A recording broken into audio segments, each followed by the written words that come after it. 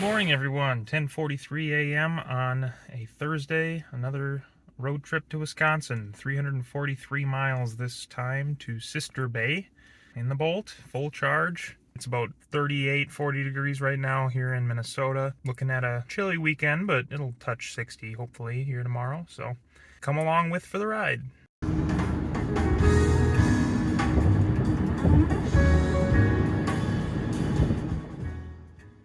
I feel like half the videos on my YouTube channel are of me here at the Tomah charger, but here we are again. Took me 53% of my battery to get here. We're charging at a relatively healthy 38 kilowatts. Fastest I'm able to get here is 44. Gonna go across the street there, get some Jimmy John's, and be on our way. Next stop, Appleton.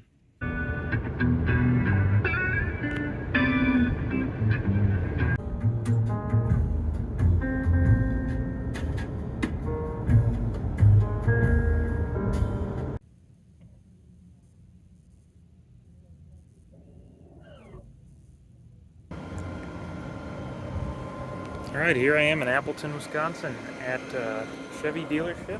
It's another ABB Terra 54 charger, so it's limited to 125 amps, just like the one in Tomah. So I'm only able to do about 44 kilowatts, which is good. It means the battery's warm. It's pumping in as much amps as it can get on this 350 volt battery in my Bolt. We'll be here for maybe a half hour and then hit the road.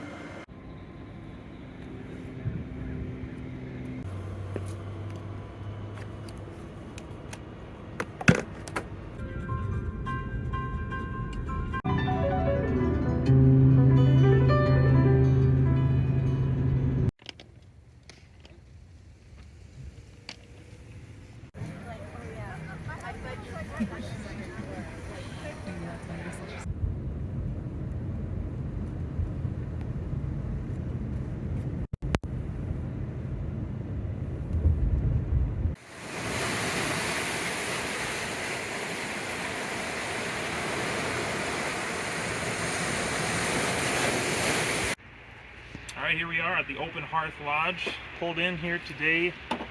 We got 6 hours and 21 minutes of charge for $9.53. Car is at probably 95% charge, so we'll have enough juice to get at least back to Appleton and on our way home on Sunday.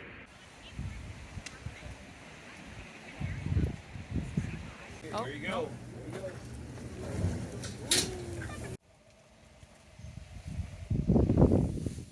Alright, the weekend in Door County is complete. 229 miles on the battery gasometer. I think there's about 120 to go to Appleton to top off. Should have no problem making it there. I have a bit of a southerly breeze today, so that may impact range. Beautiful 60 degrees. So should have no issues with the battery being cold or anything like that. So 11:23, starting the trip home.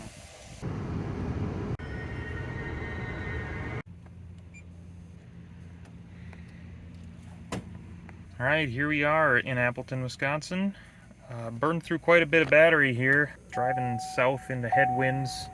We're looking at about 3 miles per kilowatt hour on the way down, which isn't bad. You can see it's a nice balmy 73 degrees here in late October in Wisconsin.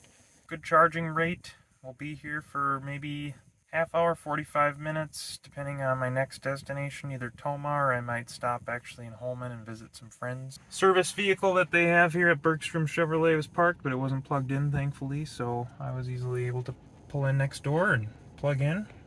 So while I'm here, I might as well give you a brief tour of the differences between a 2022 model year Bolt EV versus a 2017 to 2021 model year Bolt.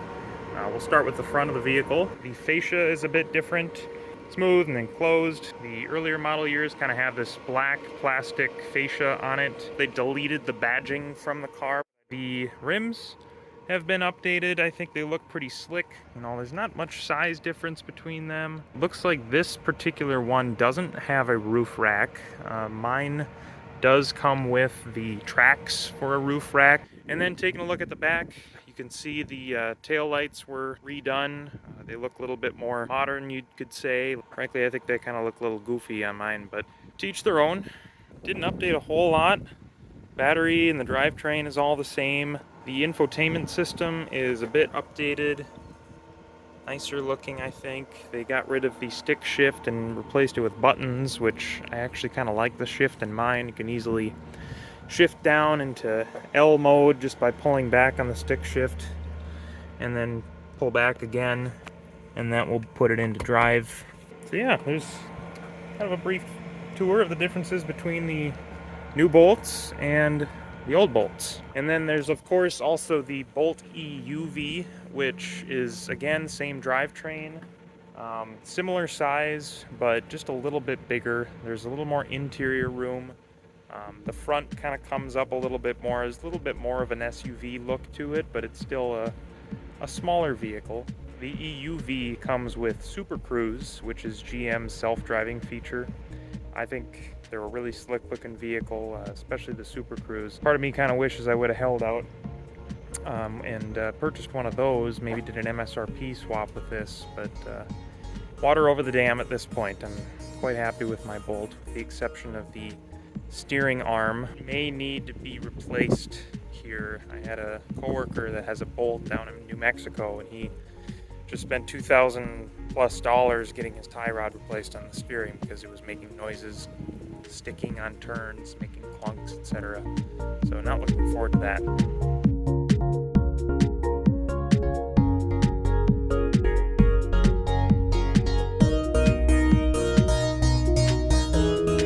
Well, the trusty Tomah charger is trusty no more. I pulled into the Zeph operated free charger over there at the Heartland Cranberry Mall and had an issue.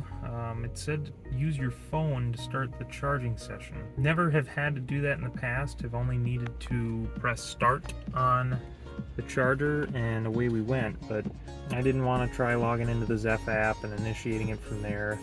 Others on PlugShare said that they had issues recently getting it charging. So just kind of the early adopter benefits and early adopter woes. Sometimes you get free charging, sometimes you get no charging. Fortunately, 500 feet away is an Electrify America station. Currently there are 2 other EVs besides me here charging.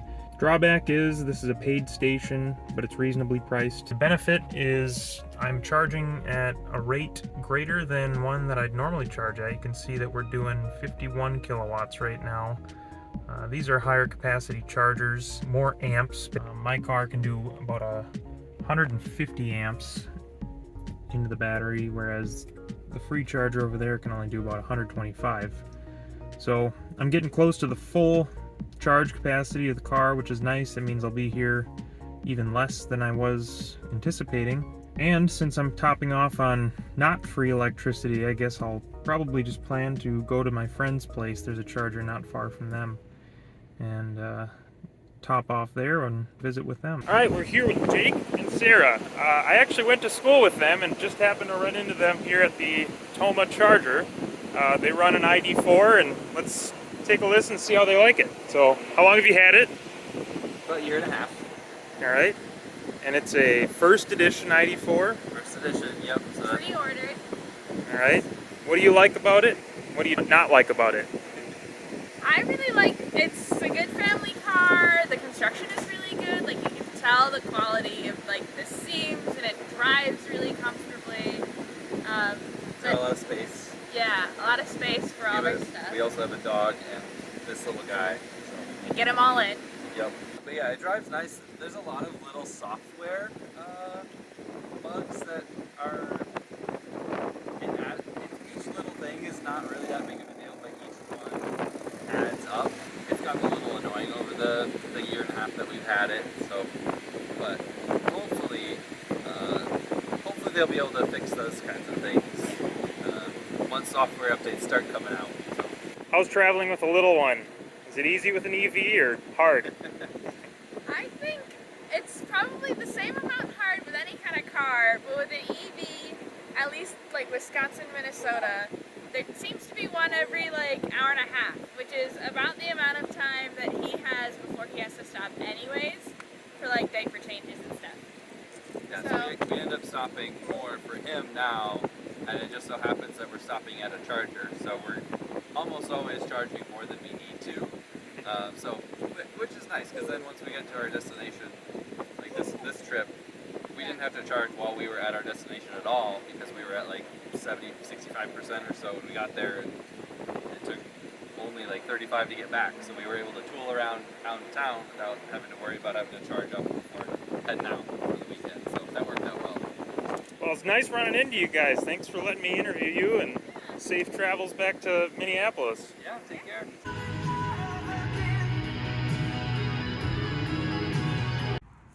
While I never like to see new fossil fuel infrastructure, I do appreciate this big Quick Trip has a nice fast 180 kilowatt charger. And some pretty good snacks to munch on too.